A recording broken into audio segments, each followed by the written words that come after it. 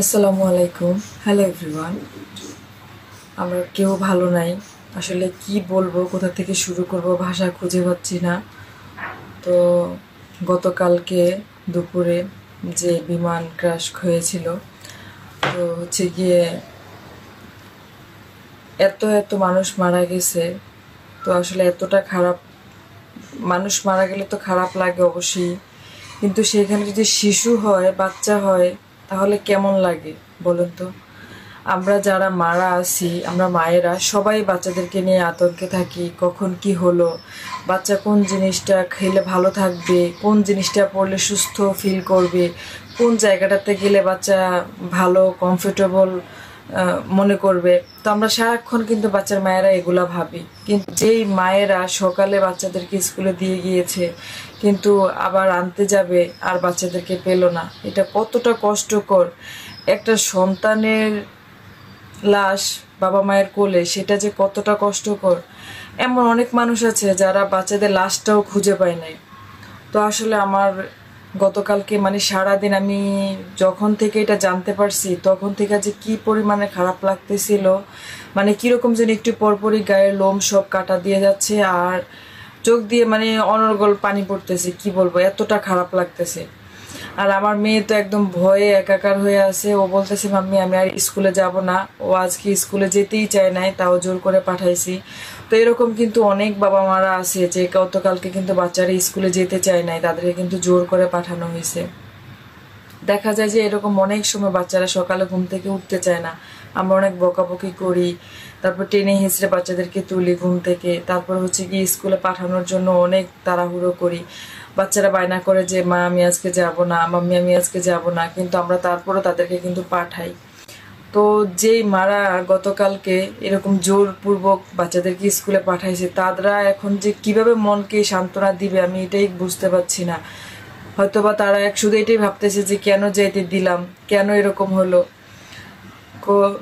বিমান ধ্বংস হয়েছে, আমার কথা হচ্ছে একটাই, যে জনবহুল এলাকা, এখানে অনেক অনেক বসতি, যেখানে স্কুল কলেজ এত কিছু, তো সেখানে কেন বিমান করতে হবে, প্রশিক্ষণ বিমান কেন এখানে চালাতে হবে।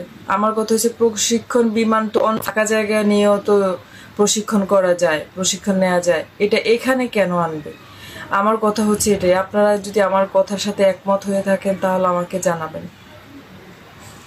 শুধু কিন্তু যে বাচ্চারাই যে আহত হয়েছে নিহত হয়েছে তা কিন্তু না, এরকম অনেক অনেক গার্ডিয়ান আছে যে তারাও নিহত হয়েছে, আহত হয়েছে। এমন এমন লোক আছে যাদেরকে মানে এখনো পরিচয় পাওয়া যাচ্ছে না, খুঁজেও পাওয়া যাচ্ছে না। এমন এমন লাশও হয়তো বা মানে ছিন্ন বিচ্ছিন্ন লাশও পাওয়া যাইতেছে না, এরকম অবস্থা হয়েছে। তো আসলে এগুলা বলতে গেলেই কেমন যেন একদম মনে হয় যে আমার হার্ট অ্যাটাক হয়ে যাবে। আমার এত খারাপ লাগতেছে, মানে আমি বলতে পারতেছি না। আমি যখনই ফোনে ঢুকি, ফেসবুকে ঢুকি, টিভি ঢুকি, শুধু এগুলা এগুলা এগুলা, মানে এত পরিমাণে খারাপ লাগতেছে। তো আসলে আমি শুধু আমার জায়গা থেকে এতটুকুই প্রকাশ করতে পারি যে একটা মায়ের যে কতটুকু যন্ত্রণা হয়, আমিও একজন মা, আমি বুঝতে পারতেছি। তো আল্লাহ পাক যাদেরকে নিয়ে গেছেন তাদেরকে যেন জান্নাতের পাখি বানিয়ে দেন, তাদের যেন ফুলের বাগানে জান্নাতের ফুলের বাগান বানিয়ে দেয়, এইটুকুই বলবো। তো আসলে আমার মুখ দিয়ে কথা বের হচ্ছে না, ভাষা খুঁজে পাচ্ছি না কি বলবো। সব বাচ্চাগুলাই কিন্তু শিশু, ক্লাস 1 থেকে শুরু করে 5 পর্যন্ত কতটুকু থাকে বাচ্চাদের বয়স।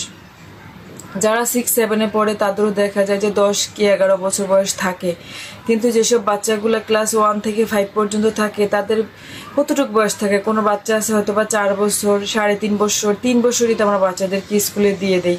তো যেই বয়সটাতে ওদের খেলার কথা ছিল, যে বয়সটাতে ওদের ঘোরাফেরার বয়স, খেলার বয়স, সেই বয়সটাতে হচ্ছে কি আমরা ওদেরকে স্কুলে দিই।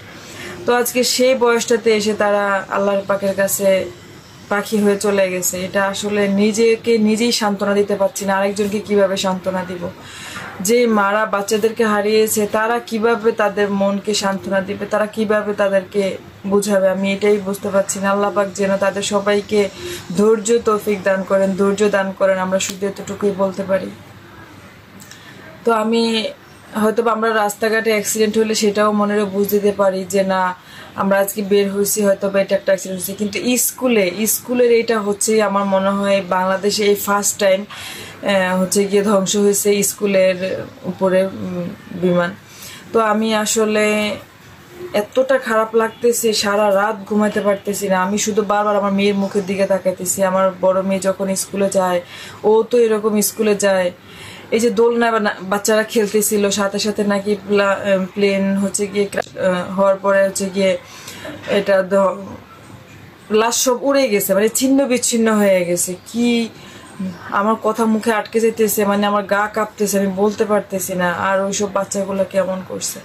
আর সবচেয়ে বড় কথা হয়েছে কি, আমরা বাংলাদেশের মানুষরা যে কতটা মানে নির্বোধ, কি বলবো, সবাই হচ্ছে কি ভিডিও করা নিয়ে ব্যস্ত। অনেক বাচ্চারা দেখতেছি পুরো শরীর পুড়ে যাইতেছে, ওরা শুধু হাঁটতেছে, কি করব বুঝতে পারতেছে না। কিন্তু আমাদের পাবলিক আমজনতা যারা আছে তারা সবাই হচ্ছে কি ভিডিও করা নিয়ে ব্যস্ত, কেউ যে মানে ধরবে সেটা করতেছে না। আমি এসব ভিডিওগুলো যখন দেখি আমার মনে হচ্ছে যে আমার বুকের ভিতরে চাপ দিয়ে হচ্ছে কি আমি নিজেই স্ট্রোক করবো মনে হয়, এরকম লাগতেছিল। তো এরকম অনেক অনেক বাচ্চা আছে এখনো হয়তো বা গার্ডিয়ানরা খুঁজেও পান নাই। শুধু যে বাচ্চারা হয়েছে তা কিন্তু না, শিক্ষক শিক্ষিকা গার্ডিয়ান অনেক অনেক অনেক আহত হয়েছে, নিহত হয়েছে। তো আমাদের দেশে হচ্ছে গিয়ে এমন একটা অবস্থা, যে কোনো কিছুই গুম করা নিয়ে ব্যস্ত থাকে। তো এখন যে এত এত বাচ্চারা যে মারা গেছে তারা কিন্তু এটা শুনাইতেছে না, বলতেছে না যে এত বেশি বাচ্চা মারা গেছে বা এত এত লোক মারা গেছে, তারা কিন্তু এটা বলতেছে না। তো যারা মানে বর্ণনাগুলো দিচ্ছে যে প্লেনটা কিভাবে আইসে হঠাৎ করে পড়লো, কিভাবে আগুন ধরে উঠলো, কিভাবে অনেক শব্দ, বিকট শব্দ হয়েছে, আওয়াজ হয়েছে, মানে এগুলো যখন অন্য ইয়ারা বলতেছিল বাচ্চাগুলা, মানে অন্য অন্য স্টুডেন্টরা যখন বলতেছিল, আমি নিউজে দেখতেছিলাম, মানে তখনই আমার হচ্ছে গিয়ে মানে ওই বর্ণনার কথা শুনেই তো আমি আমার নিজেকে ঠিক রাখতে পারছি না। আর যারা ওখানে ছিল তারা কেমন করতেছে। তো সর্বশেষ একটা কথাই বলবো, আমরা সবাই তাদের জন্য দোয়া করব, আল্লাহ পাক যেন সব মায়েদের মনে শান্ত দেওয়ার তৌফিক দান করে। সব মায়েদের যেন মনে যে সান্ত্বনা দেওয়ার মতো তো আসলে ভাষা নাই, কিন্তু তারপর আল্লাহ পাক যেন সবাইকে সান্ত্বনা দেন, সেটাই আমরা দোয়া করব।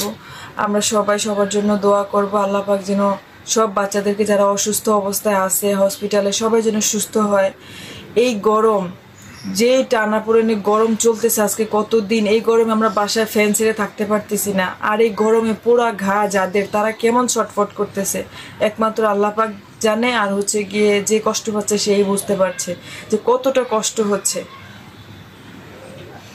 তো প্রতিদিন যে মা হচ্ছে গিয়া আমরা বাচ্চাদেরকে রাতের বেলা সব ব্যাগ গুছিয়ে রাখি, ড্রেস গুছিয়ে রাখি, সকাল হলে বাচ্চাটা স্কুলে যাবে, কিন্তু সকালে বাচ্চাটা স্কুলে গেল ঠিকই, কিন্তু সে বাচ্চাটার ফিরে আসলো না। সেই মাটা এখন প্রতিদিন সকালবেলা কিভাবে নিজের মনকে বুঝাবে, কিভাবে সান্ত্বনা দিবে যে কি থেকে কি হয়ে গেল। আল্লাহ পাক যাদেরকে নিয়ে গেছেন বাচ্চাদের সবাইকে, শিক্ষক শিক্ষিকা তারপর গার্ডিয়ান সবাইকে যেন আল্লাহ জান্নাতবাসী করেন। আর যারা সুস্থ হসপিটালে আছেন তাদের যেন দ্রুত সুস্থতা দান করেন, আমরা আল্লাহর কাছে সেই দোয়াই করব। তো আমার আজকের ভিডিওটি এতটুকুই ছিল। আসলে আমার কথার ভিতরে হয়তো অনেক ভুল হতে পারে, ক্ষমা করবেন। আমি আসলে বলতে পারছি না, আমার কথা মুখে আটকে যাচ্ছে, আমার বারবার মনে হচ্ছে যে চোখের সামনে সেগুলোই ভাসতেছে, আমি কথা বলতে পারতেছি না। আর যখনই আমি ফোনেগুলো দেখে আমি বাকরুদ্ধ হয়ে তাকায় থাকি, শুধু চোখ দিয়ে পানি পড়ে, কোনো ভাষা মুখে আসে না, কোনো কথা মুখে আসে না, বলতে পারি না। তো আমরা সবার জন্য দোয়া করব। আমার আজকের ভিডিওটি এখানেই ছিল। সবাই সুস্থ থাকবেন, ভালো থাকবেন, সাবধানে চলাফেরা করবেন। আল্লাহ হাফেজ।